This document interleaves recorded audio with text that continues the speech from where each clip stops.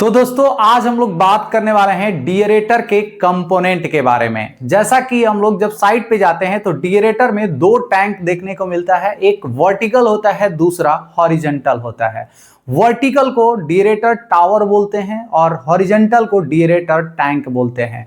Tower के अंदर ही main oxygen को रिमूव करवाया जाता है और हॉरिजॉन्टल में उसके अंदर कंडेंसेट जो भी हमारा वाटर है उसको स्टोर किया जाता है बॉयलर में भेजने के लिए। तो डीएरेटर टावर का सबसे पहले हम लोग कंपोनेंट देख लेते हैं। तो टावर में सबसे टॉप में एक सेफ्टी वाल्व होता है और एक वेंट होता है। जैसा कि पर्पस की अगर बात करें तो सेफ्टी वाल्व एक्सेस प्रेशर को रिलीज करने के लिए होता है और वेंट का मेन पर्पस होता है कि जो भी हमारा ऑक्सीजन या जो भी डिजॉल्व गैसेस है वो जब हम लोग गर्म करते हैं तो वो वहीं से वेंट आउट हो जाता है। उसके बाद हमारा डीएरेटर टावर पे ही हमारा दो वाटर का लाइन रहता है। एक डीएरेटर मेकअप लाइन होता है, दूसरा हमारा जो कंडेंसेट है यानी कि सीईपी के थ्रू जो पानी आता है वो आता है। तो सबसे पहले हमारा दोनों सोर्स से जो पानी है वो टॉप हेडर में आता है और हेडर के नीचे नोजल लगे होते हैं। तो हेडर से पानी हमारा नोजल से निकलता है और नोजल के जस्ट नीचे आपको ट्रे या हमारा ट्रे टाइप का अगर है तो ट्रे लगे रहेंगे और नोजल से पानी निकल के ट्रे पे स्प्रेड होगा। पानी का जो सरफेस एरिया है वो ट्रे जो है वो इंक्रीज कर देता है। उसके बाद पानी जो है नीचे आने लगता है और नीचे से इसी टावर के नीचे साइड से भी हम लोग स्टीम जो है सेकेंड एक्सट्रैक्शन से या पीआरडीएस से स्टीम हम लोग ले करके इस टावर के अंदर हम लोग नीचे से ऊपर की तरफ भेजते हैं।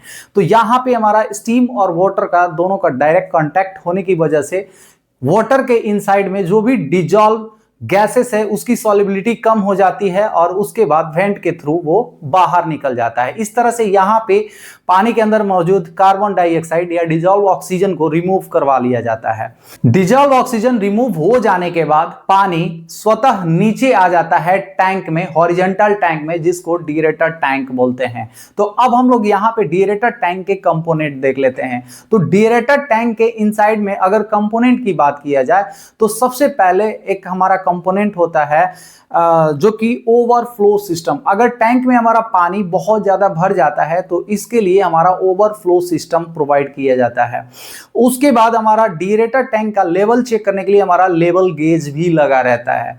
उसके बाद हमारा जो पानी है इसको बीएफपी के सक्शन में प्रोवाइड करने के लिए एक इंटरनल हेडर भी प्रोवाइड किया जाता है। उसके अंदर छोटे छोटे होल्स रहते हैं, उस होल से हमारा पानी हेडर में जाता है और फिर हमारा बीएफपी जो है सक्शन करके इसको बॉयलर में डिलीवर कर देता है।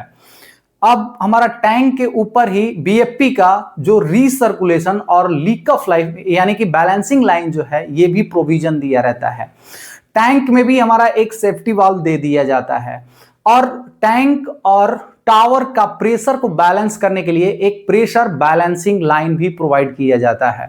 और इस सक्शन हेडर के जस्ट टॉप में एक और स्टीम लाइन भी प्रोवाइड किया जाता है इसी हॉरिजॉन्टल टैंक में। इसको हम लोग पैगिंग लाइन भी बोलते हैं। इनिशियल में जो वाटर है वो ठंडा रहता है, उसका टेम्परेचर को इंक्रीज करने के लिए हम लोग इसी पैगिंग लाइन का जनरली यूज करते हैं।